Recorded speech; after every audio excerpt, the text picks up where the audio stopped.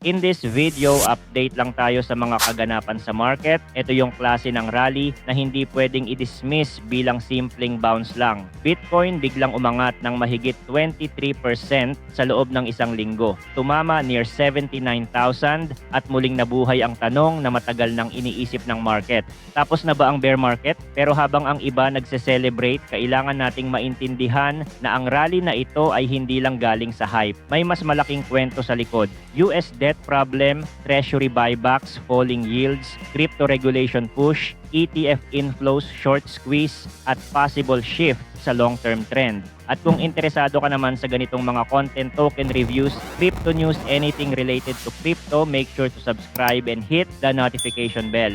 Simulan natin sa pinaka-obvious, bumalik ang confidence sa crypto market. Bitcoin rallied more than 23% this week at nag-trade around 77,559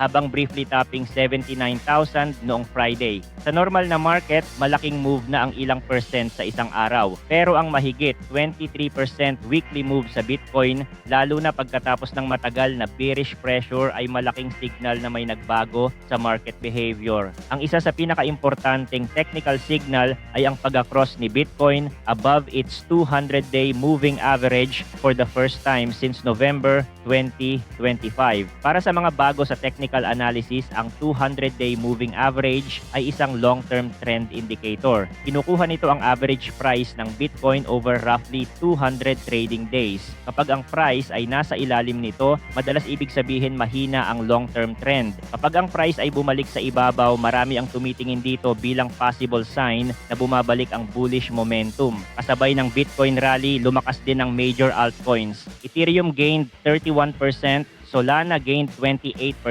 at XRP surged 53%. Ibig sabihin, hindi Bitcoin only ang move. Lumawak ang risk appetite sa buong crypto market. Kapag Bitcoin lang ang umaakyat at altcoins mahina, cautious pa rin ang market. Pero kapag ETH, SOL, XRP at iba pang major assets ay sumusunod o uma-outperform, mas makikita mong lumalawak ang confidence. Malakas din ang ETF side ng story. Bitcoin at Ether ETFs together took more than $2.61 billion in inflows last week. Malaking bagay ito dahil ETF inflows ay isa sa pinaka-direct na paraan para makita kung may institutional demand na pumapasok sa crypto. Kapag ETF inflows malakas, ibig sabihin may regulated capital channels na bumibili. Hindi ito puro retail excitement lang. May actual money na pumapasok sa funds. Isa pa sa interesting detail, ang Bitcoin investments ni Michael Saylor through strategy ay bumalik above break-even point na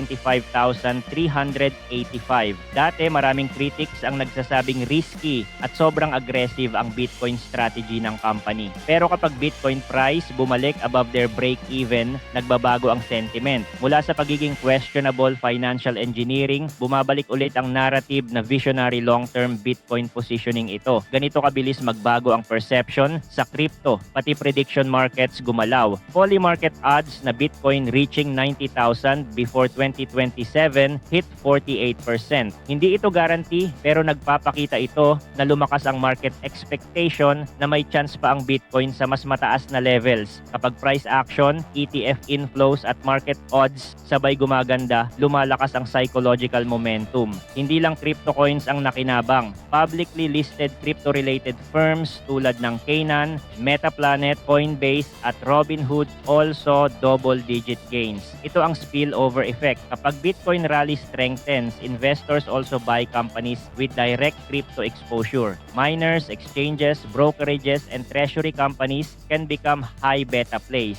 Ibig sabihin, kung Bitcoin gumalaw ng malakas, minsan mas malaki pa ang galaw ng crypto stocks dahil leveraged sila sa sentiment ng market. Ngayon, punta tayo sa pinakamalaking macro story, US debt policy. Ayon sa ulat, the US debt pile crossed 40 trillion this week. Sobrang laki ng number na ito at ang mas malaking concern, wala raw malinaw na plano para i-balance ang budget o bayaran ito bukod sa vague aspiration na palakihin ang economy. Ang annual cost of paying interest on the debt ay lumampas na sa cost of Medicare at second only to Social Security bilang pinakamalaking government expense. Bakit mahalaga ito sa Bitcoin? Dahil kapag lumalaki ang debt ng isang government, lalo na ng United States, nagkakaroon ng concern tungkol sa long-term value ng currency, inflation, inflation, deficit spending, at future liquidity policies. Maraming investors ang naghahanap ng assets na pwedeng maging hedge o alternative store of value. Dito pumapasok ang gold, precious metals, at Bitcoin. Ang mabilis na gain sa precious metals at crypto ay na-link sa combination ng inflation, deficit spending, at US Treasury policy. Record government deficit spending plus Treasury Department pledge na at least i-double ang size ng certain debt buyback operations to $4 billion help drive the rally in both asset classes. Ibig sabihin, hindi lang crypto-specific ang move. Pati precious metals gumalaw dahil ang market ay nagre-react sa mas malaking debt and liquidity story. Si Ray Dalio, founder ng Bridgewater Associates, believes investors should allocate around 15% of their portfolios to gold and a bit of Bitcoin para mag-position against possible fallout from US debt problems.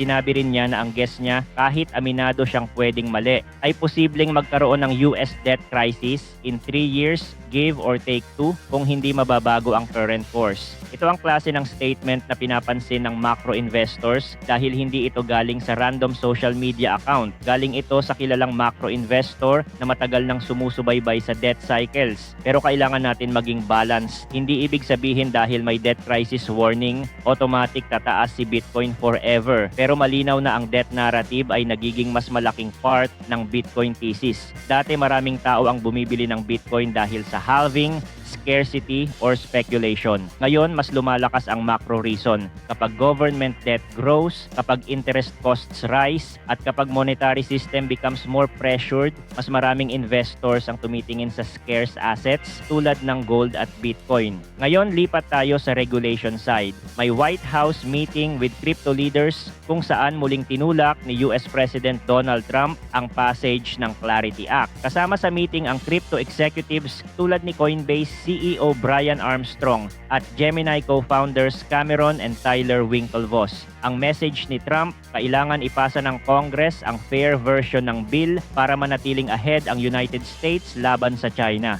Ang Clarity Act ay market structure bill na naipasa na sa House of Representatives noong July 2025. Pero ngayon may procedural vote sa September 15 na mangangailangan ng 60 votes in favor. Malaking date ito dahil pwedeng maging next major catalyst or disappointment sa crypto market. Kung uusad ang bill, bullish ito para sa regulatory clarity. Kung ma-stall ulit, pwedeng ma-pressure ang sentiment. Ano ba ang ibig sabihin ng market structure bill? Simple lang, ito yung batas na maglilinaw kung paano i-regulate ang digital assets, sino ang may oversight, at ano ang rules para sa exchanges, token issuers, DeFi, stablecoins, at iba pang crypto products. Matagal ng problema sa US crypto industry ang confusion kung SEC ba ang dapat manguna, CFTC ba, o parehong may role. Kapag malabo ang rules, mahirap mag-build.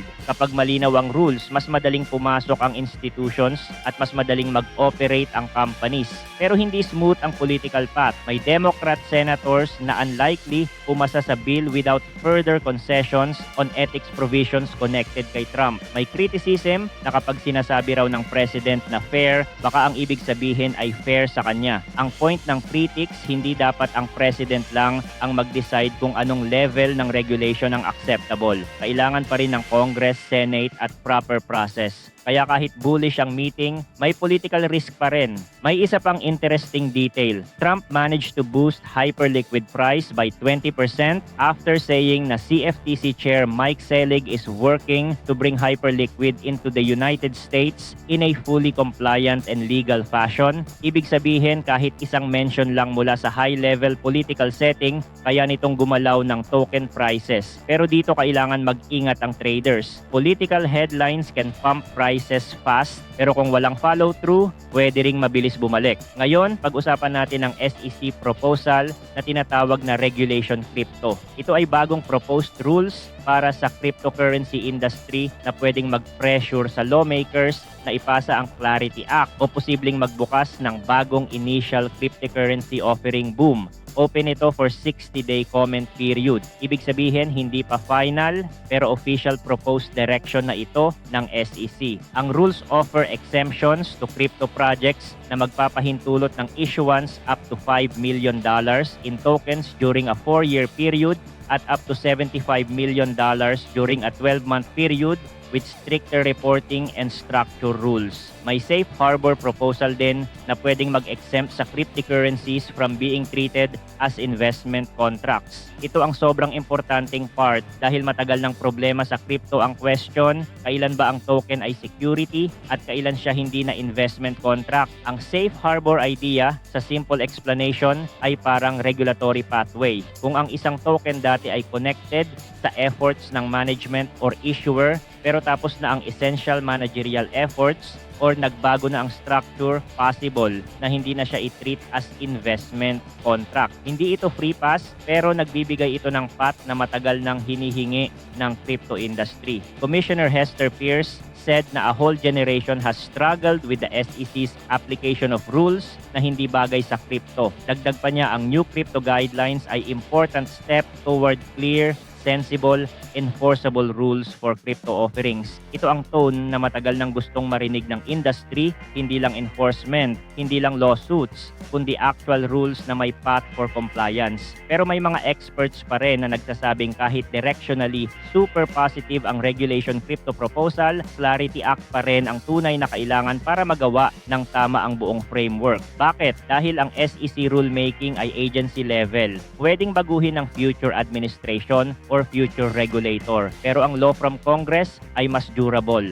Kaya ang proposal ay magandang start pero hindi pa final solution. Hindi lang SEC ang gumagalaw. CFTC Chair Michael Selig also said the Commission would move forward on crypto regulations if the Clarity Act fails to pass the Senate. Sinabi niya na bibigyan nila ng breathing room ang Clarity vote. Pero kung hindi kayang suportahan ng Democrats ang bipartisan work product, then he will direct CFTC staff to move swiftly to propose new rules for the industry. May specific na binanggit din, allowing registered and non-registered entities to offer crypto asset trading on a leveraged or margin basis and exploring developer protections. Ibig sabihin, kung hindi gumalaw ang Congress, regulators themselves may act. Para sa market, mixed ito. Positive dahil may action, negative dahil agency rules may not be as future-proof as legislation. Kaya again, Clarity Act ang central political catalyst. Ngayon, puntahan natin ang Treasury buyback detail. Mahalagang maintindihan na Treasury buybacks are not QE.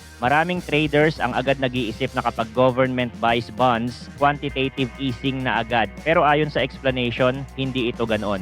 Ang Treasury buyback ay government buying previously issued bonds back from investors, mainly designed para gawing mas madaling i-trade ang older Treasury securities at makatulong sa government na i-manage ang composition ng debt. Ang QE naman ay kapag Federal Reserve creates reserves to purchase assets to loosen financial conditions. Magkaiba iyon. Pero kahit hindi QE, markets saw it as a signal. Ang Treasury said it would double the size of its buyback operations in the longest dated government bonds to 4 billion from 2 billion per operation. Ang announcement na ito helped push the 30-year Treasury yield down from 5.34%, a 19-year high, to around 5.19%.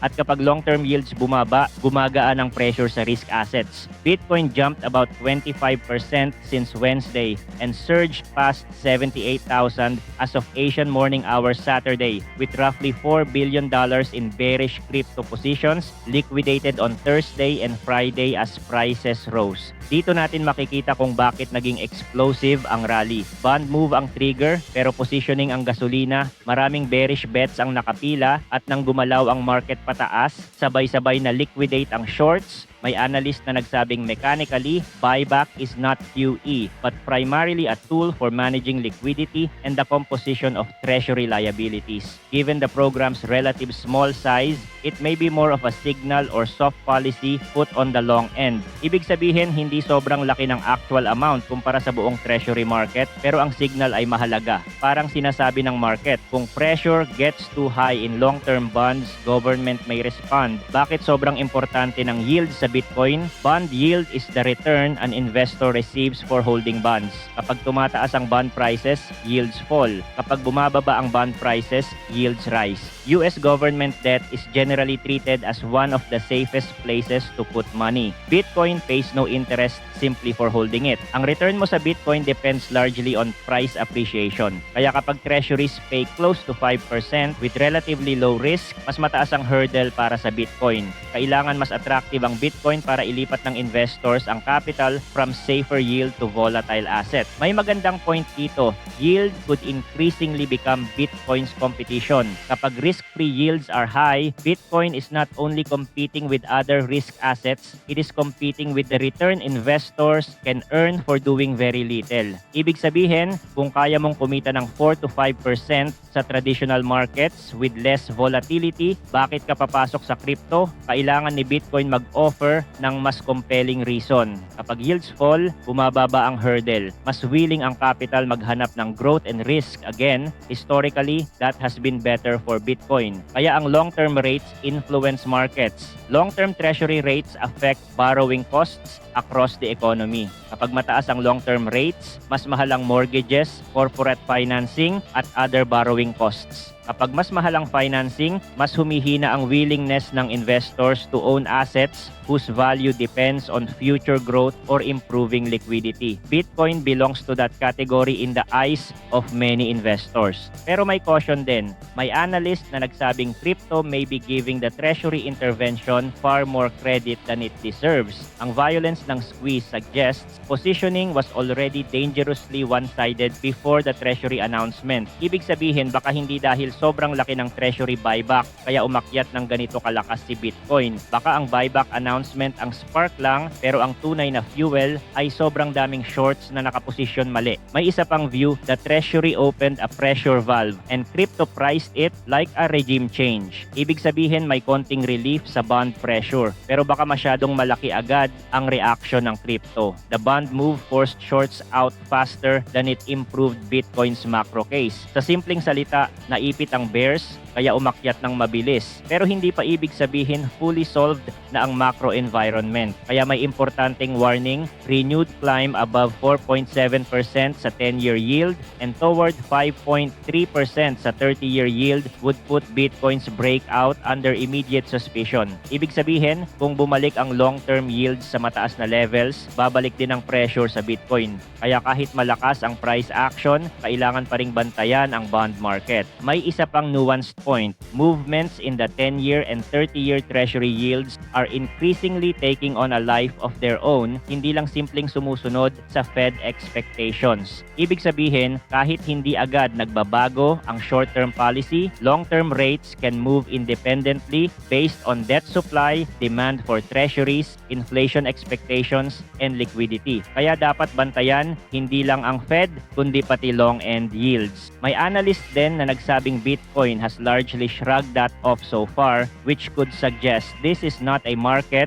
driven by strong conviction in either direction, but one still looking for enough incremental demand to break out of its range. Ibig sabihin, kahit malakas ang move, baka hindi pa fully conviction driven. Baka naghahanap pa rin ang market ng additional demand to prove the breakout. Ang bigger danger would be if rising long-term yields begin feeding into inflation expectations and change investors' appetite for risk more broadly. Hindi lang headline yield number ang mahalaga. Ang mas mahalaga ay kung babaguhin ba nito ang buong risk appetite conversation around higher volatility assets like Bitcoin. Kapag investors start thinking na high yields plus inflation risk will stay, pwedeng mahirapan si Bitcoin. Ngayon, ano ang key technical test? Kailangan ni Bitcoin i-hold ang 200-day moving average around 69,000 at gawing support. Since nalampasan na niya ito at nagpatuloy pa pataas, the next job is to prove it can hold there. Kung bumalik si Bitcoin at magretest ng 69,000, hindi agad bearish iyon.